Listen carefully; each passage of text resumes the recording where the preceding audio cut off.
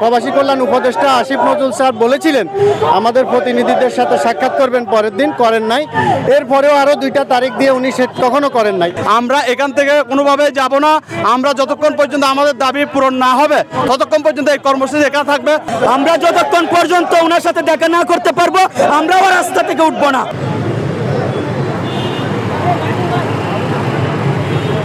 Remittance যোদ্ধাদের ঢাকায় বিশেষ ছাড়ে রেডি ফ্ল্যাট দিচ্ছে শতভাগ বিশ্বস্ত ও নির্ভরযোগ্য প্রতিষ্ঠান প্রবাসীর সিটি। আমরা এখান থেকে কোনোভাবে যাব না। আমরা যতক্ষণ পর্যন্ত আমাদের দাবি পূরণ না হবে ততক্ষণ পর্যন্ত এই কর্মসূচি একা থাকবে। অনশন আমরা না খেয়ে মরে যাব, এই রাস্তা ছাড়বো না। আমরা জেল কেটে এসেছি আরব আমিরাত থেকে, আমাদের 25 বছর সাজা হয়ে গেছিল।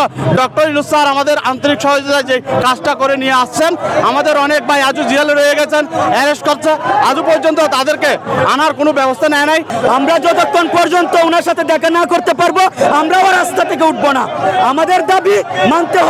আজকে 5 মাস হয়ে গেছে আমরা দেশে ফিরে আসছি, আমাদেরকে কোনো আশ্রয় দিচ্ছে না। আমাদের প্রথম দাবি হলো আমরা ডক্টর মোহাম্মদ ইউনূস স্যারের সাথে, প্রধান উপদেষ্টা, ওনার সাথে আমাদের দেখা করতে হবে। এটা হলো এক নম্বর দাবি। 2 নম্বর দাবি কর্মসংস্থানের ব্যবস্থা করতে হবে। আমরা যত প্রবাসী আছি আমরা ক্ষতিগ্রস্ত, আমাদের কর্মসংস্থানের ব্যবস্থা করা। যারা বিভিন্ন কান্ট্রিতে যেতে চায়, অন্য কোনো কান্ট্রিতে যেতে চায়, তাদেরকে সরকারি খরচে অন্য দেশে পাঠানোর সহযোগিতা করা। যারা দেশে থাকতে চায় তাদেরকে চাকরির সুযোগ দেওয়া, অথবা যারা দেশে উদ্যোক্তা হতে চায়, কাজ করতে চায়, ব্যবসা করতে চায়, তাদেরকে বিনা সুদে একটা লোনের ব্যবস্থা করে দেওয়া। 3 নম্বরে দুবাইতে আমাদের নো এন্ট্রিটা উঠাই দেওয়া। 4 নম্বরে চলমান গ্রেপ্তার প্রক্রিয়া বন্ধ করা। ওই দেশে এখনও গ্রেপ্তার প্রক্রিয়া চালু আছে, এটা বন্ধ করে দেওয়া। এবং ওই দেশে আমাদের যে সমস্ত ভাইরা এখনও বন্দী আছে তাদেরকে অতি দ্রুত মুক্ত করে দেশে ফিরে আনা। 5 নম্বরে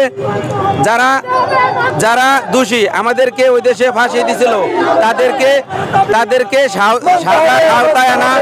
এবং 6 নম্বরে ক্ষতিগ্রস্ত প্রবাসীদের জন্য ফান্ড গঠন করতে হবে। প্রবাসী কল্যাণ মন্ত্রণালয় আমাদেরকে নিয়ে একটা অনুষ্ঠান করেছিল এবং সেখানে আমাদের প্রবাসী কল্যাণ উপদেষ্টা আসিফ নজরুল স্যার বলেছিলেন আমাদের প্রতিনিধিদের সাথে সাক্ষাৎ করবেন, পরের দিন করেন নাই। এরপরেও আরও 2টা তারিখ দিয়ে উনি সেটা কখনো করেন নাই। যেহেতু উনি দায়িত্বপ্রাপ্ত উপদেষ্টা হয়েও আমাদের সাক্ষাৎ করেন নাই, সময় দিয়ে আমাদের সময় নষ্ট করেছেন, প্রতারণা করেছেন।